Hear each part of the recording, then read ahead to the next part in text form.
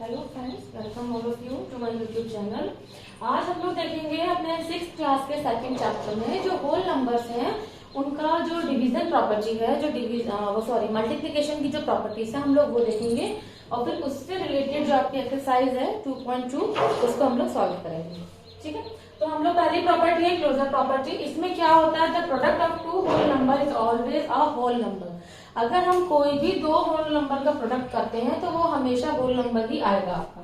For example 3 into 5 is equal to 15, ये दोनों whole number है, इसका आएगा भी आउटपुट आपका होल नंबर। इससे बड़ा ले लीजिए 50 into 40 200, तो ये भी होल नंबर है। इससे आगे भी कोई नंबर लेंगे, मतलब कि product of two whole number is always a whole number. ये आपकी फर्स्ट प्रॉपर्टी है। सेकेंड है आपकी कॉम्यूटेटिव प्रॉपर्टी। इसमें क्या होता है कि हम लोग we can multiply two whole number in any order. For example अगर हम कर रहे हैं 3 into 5 तो हमें मिल रहा है 15। अगर मैं इसका मतलब इसका हम लोग अगर आगे पीछे कर देते हैं, हम लोग अगर हम इसका ऑर्डर चेंज करते हैं, अगर मैं करती हूँ 5 into 3 तो भी मुझे मिलेगा 15। तो ये चीज है, चाहे कितना ही बड़ा नंबर हो, चाहे वो इधर, अगर हम ऑर्डर को चेंज करके फिर हम मल्टीप्लाई करेंगे, रिजल्ट आपका सेम ही रहेगा। 3 or more whole number remain unchanged by grouping the number in different manner। अब सपोज कीजिए आपको दिया हो 2 into 3 into 5, अगर मैं इसको मल्टीप्लाई करूं तो आपका आएगा 30। ठीक है, अगर सपोज कीजिए मैं इसको ग्रुप कर देती हूँ 2 into 3 into 5, अगर मैं ऐसे कर देती हूँ तो भी 3 to the 6 into 5 30। अगर मैं ऑर्डर चेंज करती हूँ 5 into 3 into 2 अगेन 30। मतलब कि आपके चाहे 3 होल नंबर हो, चाहे 5 हो, चाहे 10 हो, कितने ही नंबर हो, आप उनका ऑर्डर चेंज कर दें, आप उनको अलग अलग ग्रुपिंग कर दें, अगर उन सब में मल्टीप्लीकेशन है, अगर उन सारे होल नंबर्स के बीच में जो साइन है अगर वो मल्टीप्लीकेशन है, तो नंबर आपका जो आउटपुट है वो सेम ही आएगा। ऑर्डर ऊपर नीचे करने से, आगे पीछे करने से या फिर उनको ग्रुपिंग में डिवाइड करने से आपका आंसर चेंज नहीं होगा। That is the third property. ठीक है, उसके बाद एक बहुत सिंपल होती है मल्टीप्लाई बाय 1। अगर हम किसी भी नंबर को सपोज कीजिए 25 into 1 कर रहे हैं 25, वो नंबर खुद आएगा। ये इसकी प्रॉपर्टी है कि अगर हम होल नंबर में किसी भी होल नंबर को 1 से मल्टीप्लाई करेंगे देन 1 आएगा। सेकेंड है कि अगर हम 0 से मल्टीप्लाई करते हैं, सपोज 65 into 0 तो 0 आएगा। 0 into 72 देन 0, 1 into 72 देन 72। मतलब कि कोई भी होल नंबर अगर 1 से मल्टीप्लाई हो रहा है तो वो नंबर खुद आएगा। कोई भी होल नंबर अगर वो 0 से मल्टीप्लाई हो रहा है तो वो नंबर 0 ही आएगा आपका आंसर। इधर आप उसका ऑर्डर चेंज कर दें या किसी वे में ग्रुपिंग करें।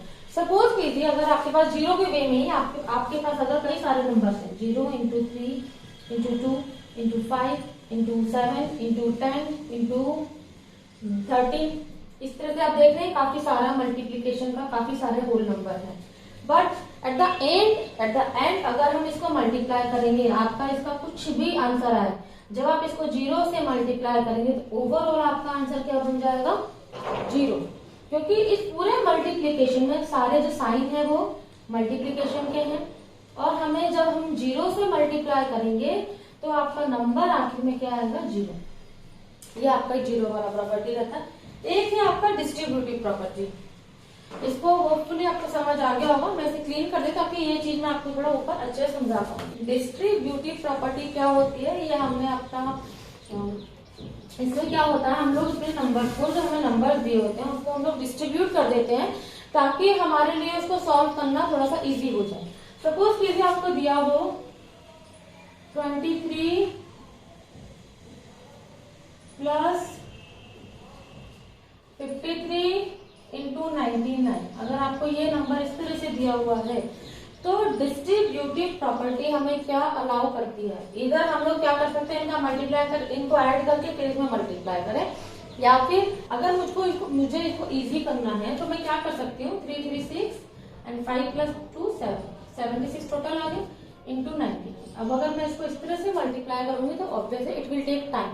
तो मैं क्या करूंगी कि 99 को 2 पार्ट्स में डिवाइड कर लूंगी। ये कर लिया। अब मैं 76 को एक बार 100 से मल्टीप्लाई कर दूंगी, क्योंकि ये कॉमन नंबर है। 76 जो है वो दोनों में मल्टीप्लाई होगा। तो मैंने इसको 100 से मल्टीप्लाई कर दिया। इधर यहाँ पे जो माइनस का साइन था ये मैंने यहाँ रख के 76 को 1 से मल्टीप्लाई कर दिया। ये माइनस का साइन बाहर आ गया इसलिए अंदर प्लस में हो गया। यहाँ पे अगर सिंपल है मल्टीप्लाई करूंगी 7600 माइनस 76 तो आपका आउटपुट आ गया। तो ये एक थोड़ा इजी वे हो जाता है सॉल्व करने के लिए। अगर इसको मैं इस तरह से मल्टीप्लाई करूँ या फिर मैंने 99 को 2 पार्ट्स में डिस्ट्रीब्यूट कर दिया और फिर मैंने उसको मल्टीप्लाई कर दिया अलग अलग, तो ये होता है आपका डिस्ट्रीब्यूटिव प्रॉपर्टी। अभी इसके ऊपर जब हम कुछ एग्जांपल सॉल्व करेंगे तो आपको और अच्छे से समझ आ जाएगा। यहाँ पे मैंने क्या किया था 99 को फ्रैक्शन कर दिया 2 पार्ट्स में। समटाइम्स ऐसा भी होता है कि हमारे पास 2 पार्ट्स में दिए होते हैं, हम उनको ऐड ऑन कर देते हैं या माइनस कर देते हैं और तब हमें वो ज्यादा इजी पड़ता है। तो वो डिपेंड करता है कि क्वेश्चन किस तरह से आया और आप उसे किस वे में सॉल्व कर सकते हैं। अब हम लोग कुछ एग्जांपल्स देख लेते हैं इनके, आपकी एक्सरसाइज सॉल्व करते हैं ताकि स्टेप बाय स्टेप आपको वो भी समझ में आ जाए। देखिए अब इसको सॉल्व करते हैं हम। इसने हमें क्या बोला है पहले क्वेश्चन में, find the sum by suitable rearrangements. मतलब कि हमें सम निकालना है बट हमें ये देखना है कि हमें सॉल्व करने में क्या सहूलियत रहे। इसको हम लोग इस तरह से अरेंज करें अपने नंबर्स को कि जब हम इसको सम करें तो हमें वो इजी रहे। तो वो हम लोग कैसे कर सकते हैं, बहुत सिंपल है, क्योंकि आप इस तरह से अगर पूरा करेंगे तो ऑब्वियस है वो आपको वही पैटर्न पड़ेगा।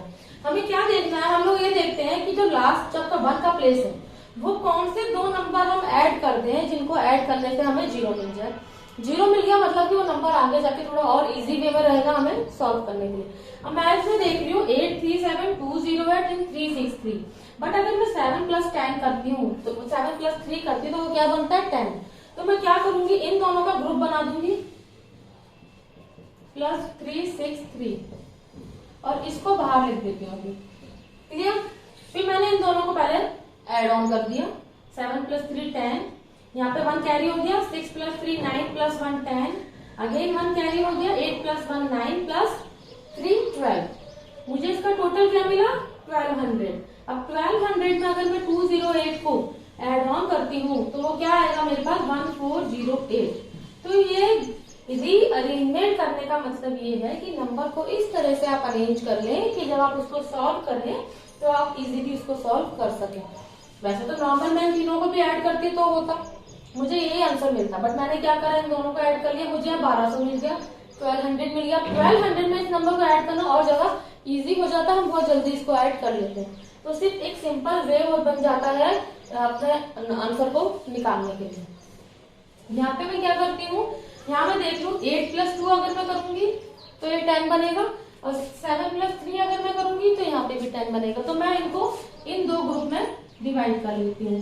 1962 + 1538 प्लस का साइन रहेगा आपका। क्लियर, क्योंकि सारे प्लस है तो प्लस का साइन रहेगा ताकि जब इसका और इसका रिजल्ट आए तो हम दोनों को भी ऐड कर सके, क्योंकि हमें सबको ऐड भी करना है।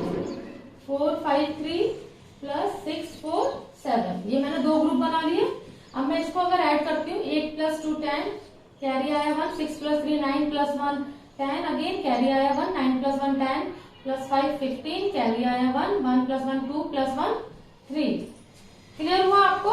1962 है, अगर मैं उसको 1538 से ऐड कर रही हूँ 10 10 कैरी 1 आ गया, तो यहाँ पे अगेन 15 कैरी 1 तो 3, ये लिखा मैंने।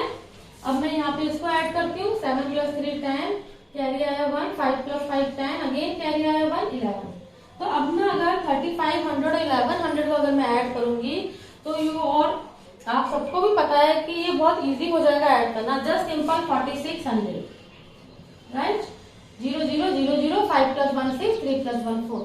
तो रीअरेंजमेंट हमें वो इसलिए ही बोल रहा है ताकि और इजी हो जाएगा हमें इसको सॉल्व करना। तो उसमें हम लोग इस तरह से ही चेक कर सकते हैं कि कहाँ पे हमारा 0 बन सकता है, जहां पे हमारा ऐड करने में 0 बन जाए उन्हीं को ग्रुप कर दूंगा, तो वो आपका इजी रहेगा आपको सॉल्व करने का।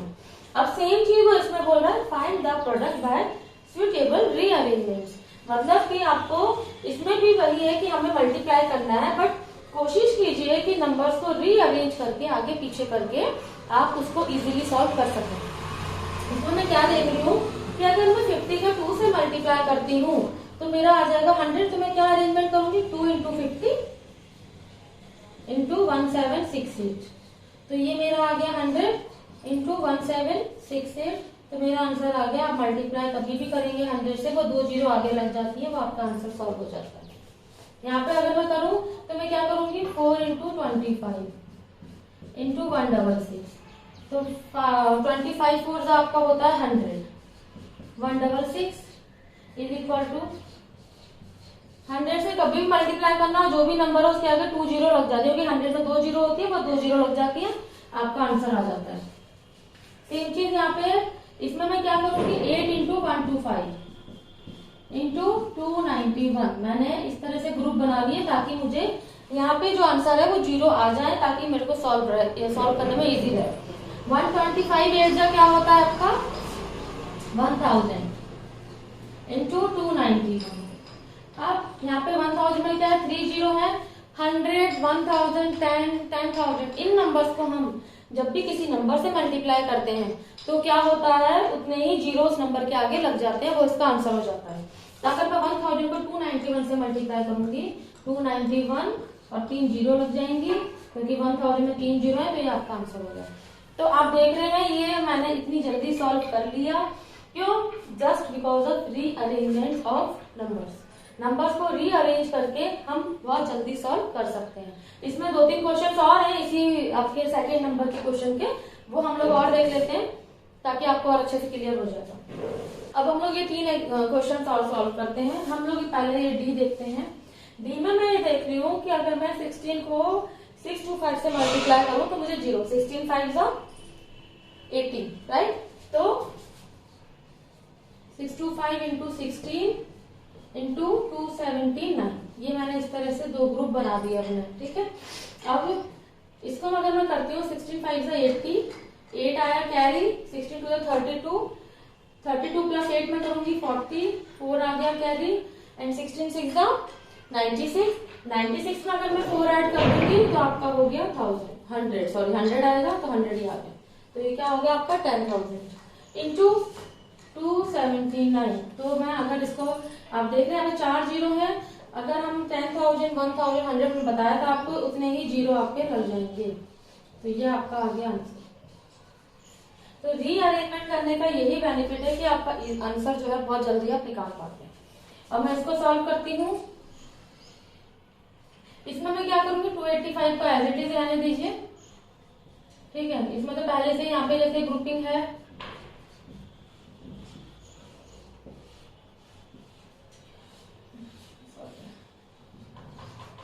तो अगर मैं 5 इंटू 60 करती हूँ तो मेरा आएगा 300।